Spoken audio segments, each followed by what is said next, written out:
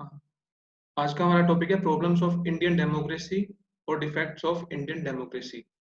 तो इंडिया ने कॉन्स्टिट्यूशन को अडॉप्ट किया था 26 जनवरी 1950 में।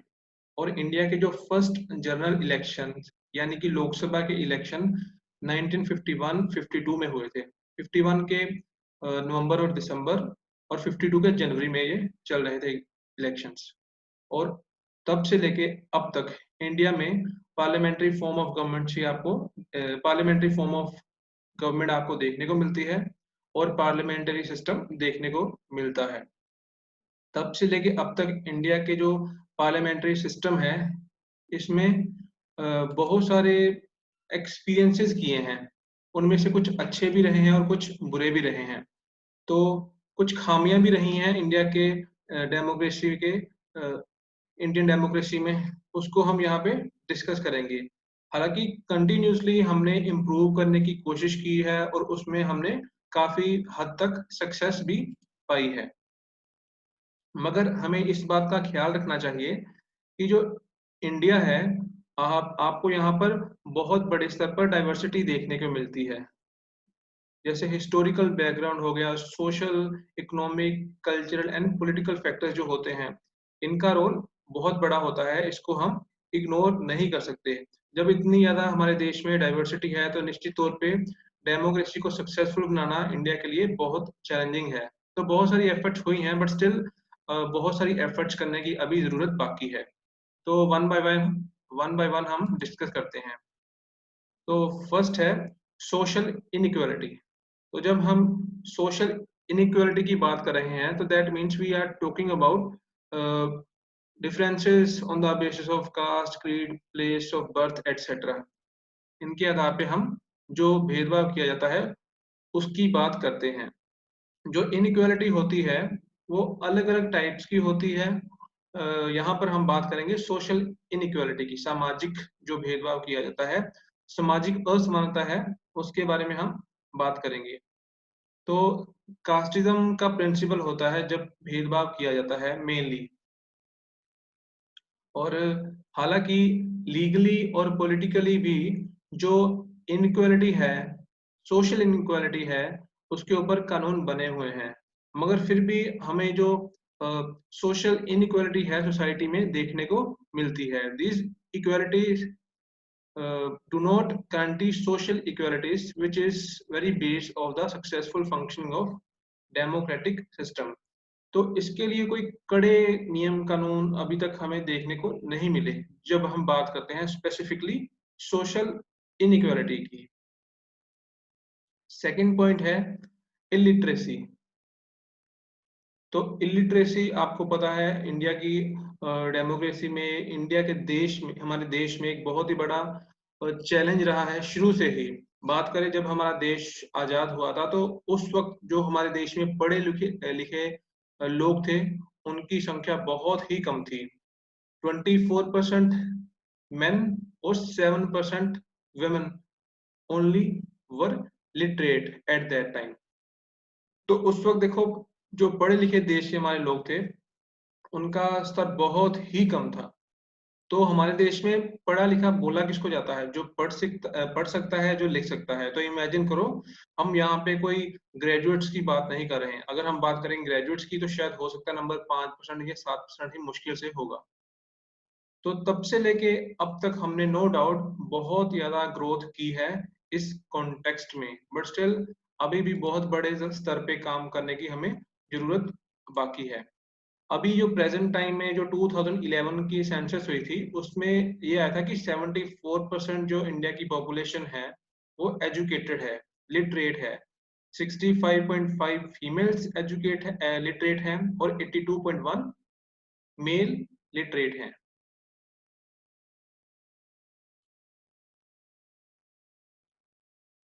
थर्ड फैक्टर है कास्टिज्म।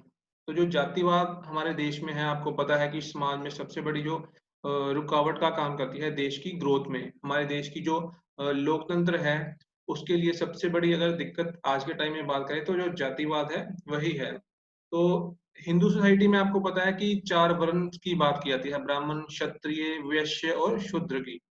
तो ये किसके ऊपर आधारित होते हैं कि उनका प्रोफेशन क्या है, उनका काम-काज क्या है।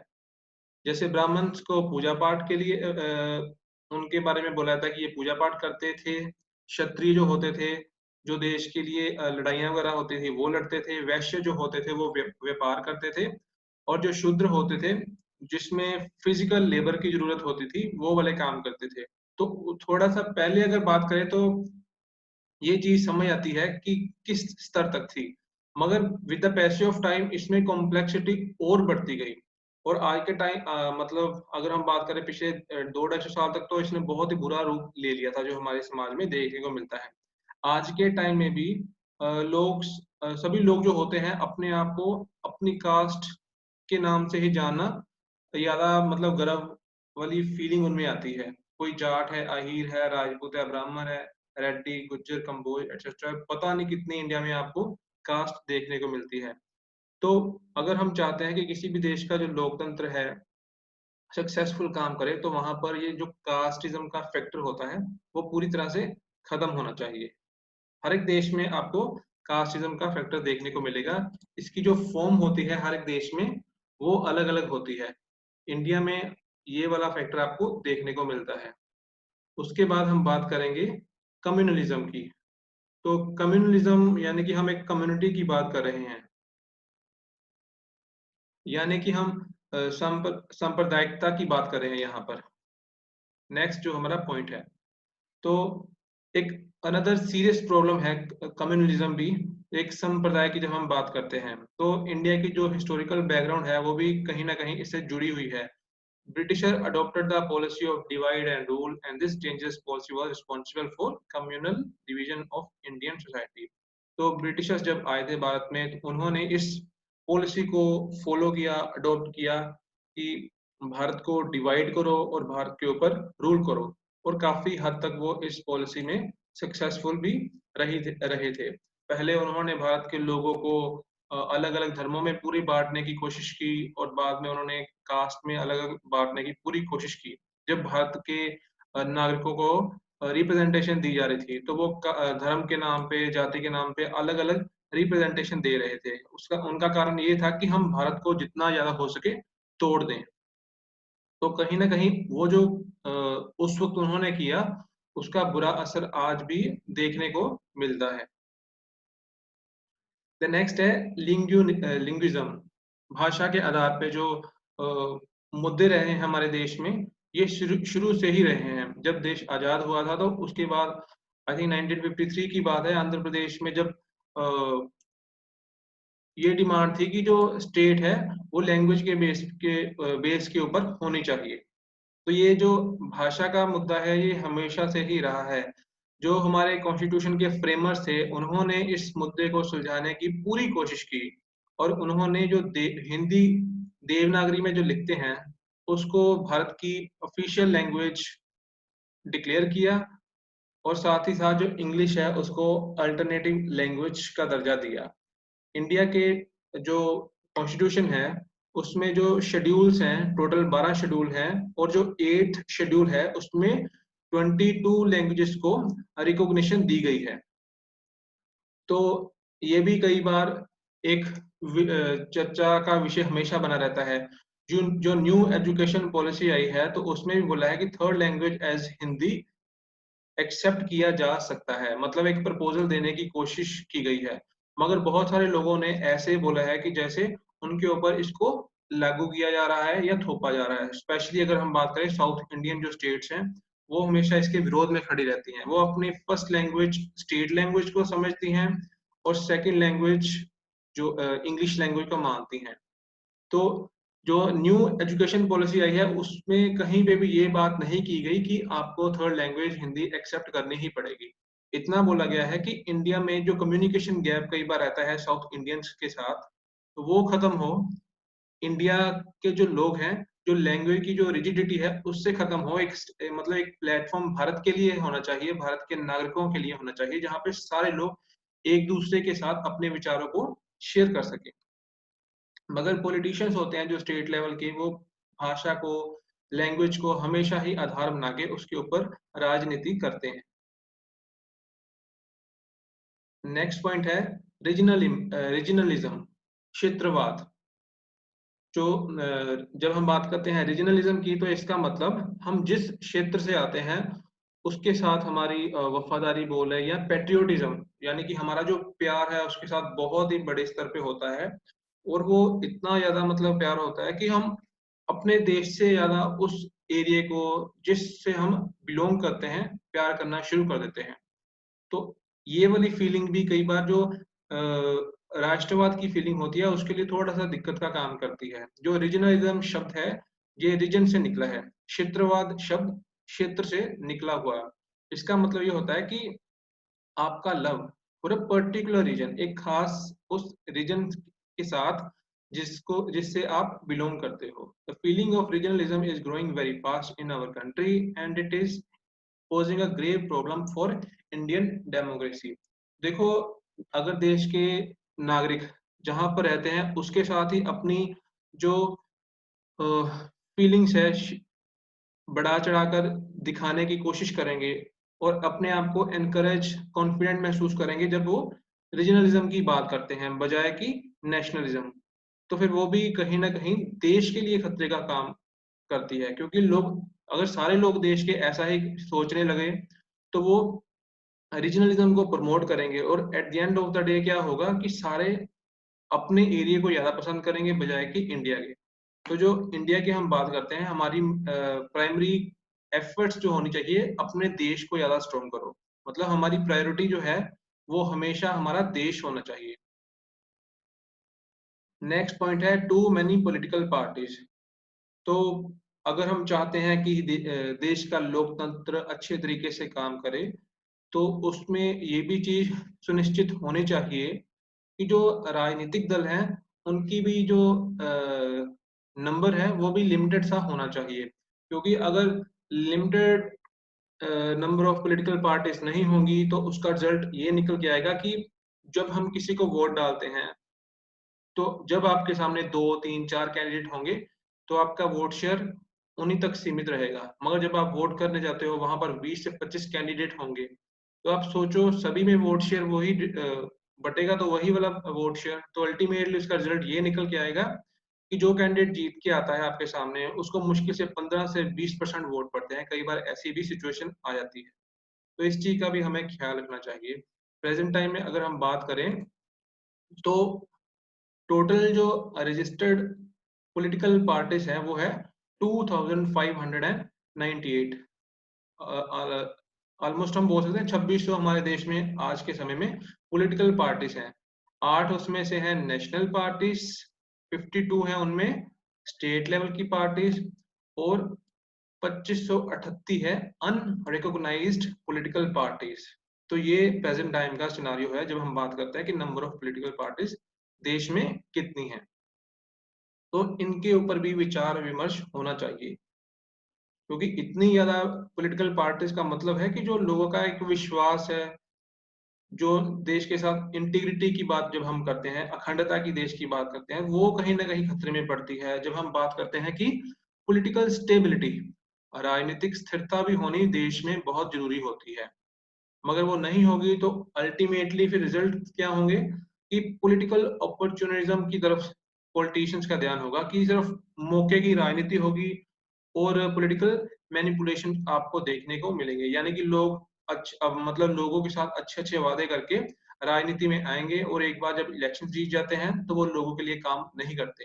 तो इसलिए बोला जाता है कि राजनीति राज नहीं होता, वो सेवा होती है। तो सेवा भावना नहीं जब तक होगी तब तक आप राजनीति सही तरीके से नहीं कर सकते।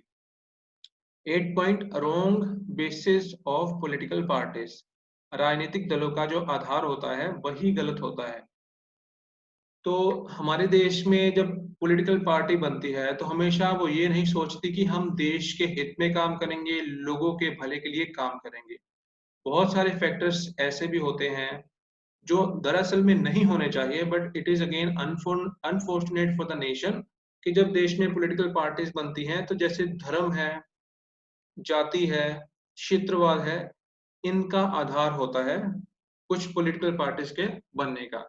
तो हमारे पास कुछ एग्जांपल्स हैं, जैसे अकाली दल, मुस्लिम लीग, हिंदू महासभा, मुस्लिम मजलिस, ये ऐसी एग्जांपल्स हैं जिनके बनने का आधार क्या था?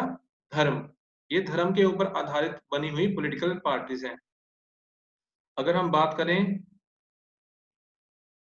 पॉलिटिकल पार्टी जैसे डीएमके, द्रविड़ा मुनेत्रा कज़ागम, एआईएडीएमके, या हम बात करें बीएसपी जैसी पार्टीज, तो इनका आधार क्या है? कास्टिज्म के ऊपर ये पॉलिटिकल पार्टीज बनी हुई हैं। इनको पर्टिकुलर सेक्शंस की वोट पड़ती है। जैसे डीएमके पार्टी है, तो ये बनी थी जो नॉन ब्राह्मण्स थे, यानी कि ब्राह्मणवाद के खिलाफ ये पार्टीज बनी थी। तो कुछ पार्टीज ऐसी भी होती हैं जिनके बनने का आधार होता है उनका एरिया, क्षेत्रवाद जिसको हम बोलते हैं। उसमें उनकी रीजनल अपीलिंग आपको देखने को मिलेगी, क्योंकि हम मान लो अगर कोई पॉलिटिकल पार्टी पंजाब तक ही सीमित होती है, तो वो मतलब लोगों को बोलती है कि क्योंकि हम पंजाब से हैं, आप इसीलिए हमें वोट डालो। तो इसमें हम किस चीज को देख रहे हैं? रीजनल अपीलिंग हो रही है पॉलिटिकल पार्टी के द्वारा। तो ऐसी कुछ पार्टीज है: Assam Gana Parishad, Telugu Desam, national conference, Mizo national front, etcetera. तो ये पॉलिटिकल पार्टीज, अगर पॉलिटिकल पार्टी बनने का आधार देश में ये होगा, तो फिर हम ये नहीं सोच सकते कि पॉलिटिकल पार्टीज अपने एरिया के हर एक नागरिक के लिए काम करेंगी। वो डेफिनेटली, जिनको अगर उनको एक सेक्शन ने चुना होगा, तो वो डेफिनेटली उनके फेवर में ज्यादा काम करते हुए देखने को मिलेंगी। नेक्स्ट पॉइंट है इंक्रीज इन रीजनल और स्टेट पार्टीज। तो प्रेजेंट टाइम में हमें ये भी देखने को मिला है कि जो राज्य स्तर की पॉलिटिकल पार्टीज होती हैं या क्षेत्र स्तर की पार्टीज होती हैं, उनका जो रोल है वो बड़ा है।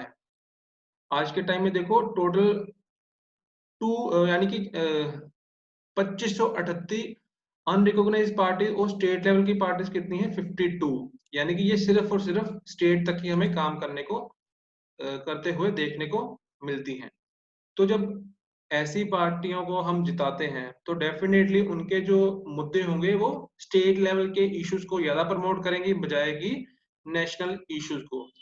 इवन कई बार ऐसी भी सिचुएशन आपको देखने को मिलेगी कि ये नेशनल इश्यूज को ज्यादा प्रमोट ही नहीं करते, ये बस अपने मुद्दों तक ही सीमित रहते हैं। तो ये जो पॉलिटिकल पार्टीज होती हैं, यही कई बार रीजनलिज्म को प्रमोट करती हैं, कास्टिज्म को प्रमोट करती हैं। तो ये भी देश की पॉलिटिक्स में एक गलत इंटरेस्ट हमें देखने को मिलता है। ये देश के लोकतंत्र के लिए एक खतरे की घंटी है।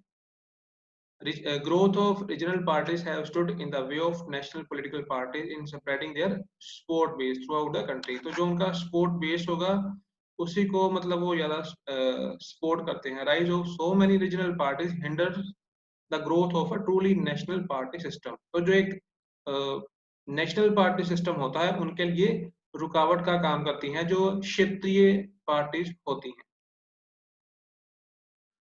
नेक्स्ट पॉइंट है lack of truly national parties. जो नेशनल पार्टीज होती हैं सही मायने में, उनकी कमी होना। तो यहाँ पे लिखा है 7 national recognized by the election commission. ये 7 नहीं है, ये 8 टोटल पॉलिटिकल पार्टीज हैं। ठीक है, आज के टाइम में आपको टोटल 8 पॉलिटिकल पार्टीज हैं जो नेशनल लेवल की पार्टी हैं हमारे देश में। इनको मान्यता मिलती है इलेक्शन कमीशन के द्वारा। तो प्रेजेंट टाइम में टोटल आपको 8 पॉलिटिकल पार्टीज मिलेंगी ऐसी, जिनको राष्ट्रीय राजनीतिक दल का दर्जा मिला हुआ है। But majority of them practically function more or less as regional parties.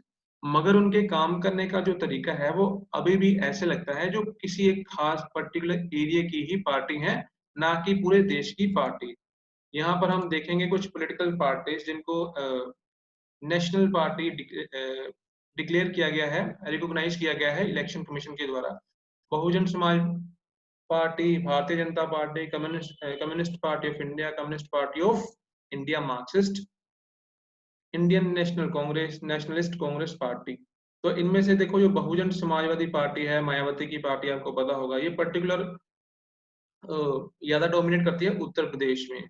फिर अगर हम बात करें नेशनलिस्ट कांग्रेस पार्टी, तो ये आपको मेनली देखने को मिलेगी महाराष्ट्र में इनकी डोमिनेंस। तो ये पूरे देश को कहीं ना कहीं रिप्रेजेंट भी नहीं करती, मगर फिर भी ये पूरे राष्ट्रीय स्तर पे आपको इनको जो मान्यता है वो मिली हुई देखने को मिलती है। तो जब ऐसी पार्टी जो एक्चुअली में नेशनल इंटरेस्ट के बारे में बात ही नहीं कर रही, तो वो जब नेशनल पार्टी का दर्जा पा लेती हैं, तो कहीं न कहीं फिर सोचने वाली बात होती है कि क्या सही में जीतने के बाद ये देश के लिए काम करेंगे या पर्टिकुलर उस एरिये का काम ज़्यादा प्रायोरिटी के साथ करेंगे, जिस एरिया को ये बिलॉन्ग करती हैं। Next point multi party opposition. तो प्रेज़ेंट टाइम में आप देखो जब हम बात करते हैं ऑपोजिशन की, विरोधी दल, लोकसभा में आपको विरोधी दल देखने को मिलता है, तो एक पॉलिटिकल पार्टी होती है। मगर आज हमारे देश में बहुत सारे आपको विपक्षी दल देखने को मिलेंगे। यानी कि एक ही विपक्षी दल नहीं होगा, कम से कम वहाँ पे 15, 20 या 25, 30 कई बार पार्टियाँ वहाँ पे विरोधी दल में बैठी हुई हैं। तो जब इतनी सारियाँ पार्टीज़ आपको विपक्ष में बैठे हुए देखने को मिलेंगी, तो वहाँ पे जब हम बात करते हैं कि उनके बीच में भी जो विचार हैं, वो भी एक जैसे नहीं होंगे। तो अगर चाहते हैं हम कि जो हेल्दी क्रिटिसिज्म हो सरकार का, उसके लिए ये भी ज़रूरी है कि जो ऑपोज़िशन है, उसमें भी एक यूनिटी होनी चाहिए। तो पॉलिटिकल जो यूनिटी है, वो ऑपोज़िशन में भी होनी चाहिए, ताकि अच्छे से वो गवर्नमेंट की जो भी गलत पॉलिसीज़ हैं, उनका क्रिटिसिज्म कर सके। नेक्स्ट पॉइंट है पॉवर्टी। तो पॉवर्टी हमारे देश का एक बहुत ही मतलब चैलेंजिंग फैक्टर है। जब तक देखो देश में आप पॉवर्टी को कंट्रोल में नहीं करोगे, आपका देश कभी भी ग्रो नहीं कर सकता। आप देखो जो बेसिक नीड्स होती हैं, वो भी अपने देश के नागरिकों की पूरी नहीं कर सकते।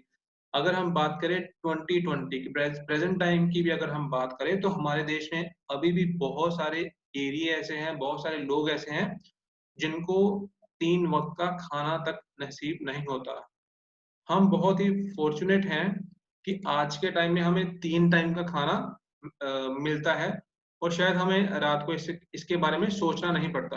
तो इमेजिन करो अगर आपको 3 वक़्त का खाना भी नहीं मिलता और रात को ऐसे ही सोना पड़ता है। तो ऐसी पॉवर्टी जब तक देश में रहेगी, तो तब तक हम इमेजिन भी नहीं कर सकते कि हमारे देश का लोकतंत्र अच्छे से काम कर रहा है।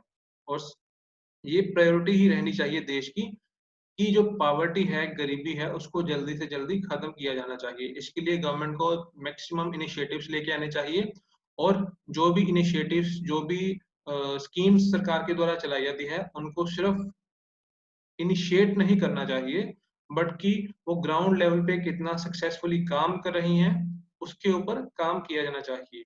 तो इसके लिए देखो जैसे लेबरर्स के लिए सबसे बड़ी इश्यू यही रहता है कि उनके पास नौकरी नहीं होती। तो उनको नौकरी के लिए देखो मनरेगा जैसी स्कीम्स है, फिर जो अनएम्प्लॉयड यूथ है, उनको बेरोज़गारी भत्ता वगैरह दिया जाता है। तो अलग-अलग स्कीम्स है, इसका अ, मतलब सक्सेस रेट ग्राउंड लेवल पे कितना है, उसके ऊपर सरकार को मैक्सिमम काम करना चाहिए।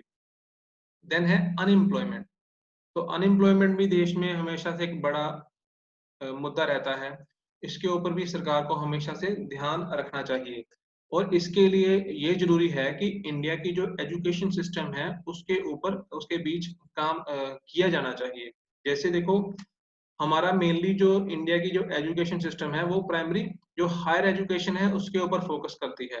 तो जो आपकी एलिमेंट्री एजुकेशन है, उसके ऊपर ज़्यादा फ़ोकस नहीं किया जाता। इसलिए सरकार को इसके ऊपर भी ख़्याल से काम करना चाहिए, ताकि जो अनएम्प्लॉयमेंट है, उसको कैसे खत्म किया जा सके। हमारे देश में आप देखो बहुत सारे लोग ग्रेजुएट हैं, मगर उनके पास कोई जॉब नहीं है। इसके लिए ज़रूरी है कि उनके पास जॉब हो और जॉब किसी को कब मिलेगा? एक तो जब गवर्नमेंट की तरफ से मैक्सिमम उनको उनको अपॉर्च्युनिटीज़ प्रोवाइड करवाई जाएँगी और साथ ही साथ जब लोग देश के जो यूथ है वो स्किल्ड होगी। तो इसके लिए सरकार ने देखो स्किल्ड जो लोगों को स्किल्स प्रोवाइड करवाए जाते हैं, उसके लिए भी इनिशिएटिव्स सरकार ने लिए हैं। नेक्स्ट पॉइंट है वॉयलेंस। तो हिंसा भी आपको देश में देखने को मिलती है। उसके कारण अलग-अलग हो सकते हैं, जैसे इलेक्शंस होते हैं, तो वहाँ पर कास्ट के नाम पे लड़ाइयाँ आपको देखने को मिलती हैं, इंटर कम्युनल वॉयलेंस देखने को मिलता है और ये सिर्फ़ इलेक्शंस के दौरान नहीं, अक्सर ये मुद्दों के ऊपर हमेशा देश में लड़ाइयाँ होती रहती हैं। वॉयलेंस बाय टेररिस्ट ऑर्गेनाइजेशंस, जो भी आतंकवादी ग्रुप होते हैं, संगठन होते हैं, उनके द्वारा भी वॉयलेंस को बढ़ाया जाता है, प्रमोट किया जाता है, ताकि लोगों के मन के बीच में उनके प्रति डर की भावना पैदा हो। पॉलिटिकल वॉयलेंस भी आजकल देखने को मिलता है, एजिटेशनल वॉयलेंस, सड़कें जाम कर दी जाती है। मतलब जब हम प्रदर्शन करते हैं तो हमारी कोशिश ये रहनी चाहिए कि हमारा जो प्रदर्शन है पीसफुल होना चाहिए, लोगों को हम खराब ना करें। मगर आजकल जो एजिटेशन होता है वो एक अलग ही फॉर्म ले चुका है। कोशिश होती है कि रोड्स जो होते हैं वो जाम कर दिए जाएँ, सिस्टम को खराब करने की कोशिश कई बार की जाती है। इंडिविजुअल वॉयलेंस, कई बार इंडिविजुअल की तरफ से ही आपको वॉयलेंस देखने को मिलता है, इंडिविजुअल का जो बिहेवियर होता है। इलेक्टोरल वॉयलेंस, जब इलेक्शंस होते हैं, चुनाव होते हैं, उस दौरान भी आपको वॉयलेंस देखने को मिलता है। तो इसको कंट्रोल किया जाना चाहिए। नेक्स्ट हमारा पॉइंट है increasing role of money in electoral politics. तो जब चुनाव होते हैं, उस दौरान जो पैसा है उसका इस्तेमाल किया जाता है। तो उसके ऊपर सरकार को लगाम लगानी चाहिए, उसके ऊपर कंट्रोल सरकार को करना चाहिए। देखो, अगर ईमानदारी से कोई पॉलिटिशियन जीत के आ रहा है, तो हम उम्मीद करेंगे कि वो देश के हर एक नागरिक के लिए काम करेगा। यानी कि जिस भी कॉन्स्टिट्यूएंसी से वो अ, जीता हुआ कैंडिडेट आ रहा है, वो आपके लिए काम करेगा। मगर अगर आज के टाइम में क्या है कि जो पैसा है उसका रोल बहुत बढ़ चुका है। आम बंदा जो एक गरीब व्यक्ति है वो इमेजिन भी नहीं कर सकता कि वो पॉलिटिक्स में आएगा और चुनाव लड़ेगा। क्योंकि हम सभी को पता है कि इसके लिए बहुत ज़्यादा पैसे की ज़रूरत होती है। तो इसीलिए सरकार को जो मनी फैक्टर है पॉलिटिक्स में, इसके ऊपर अंकुश लगाना चाहिए, इसको कंट्रोल करना चाहिए। तभी हम देखेंगे कि जो भारत का लोकतंत्र है, वो देश के हर एक नागरिक के लिए काम करते हुए हमें नज़र आएगा। अदरवाइज़ देश की जो ग्रोथ है वो डगमगाएगी और लोगों के बीच में जो लोकतंत्र के ऊपर विश्वास होना चाहिए, वो धीरे-धीरे उठता चला जाएगा। So this is the end of the lecture.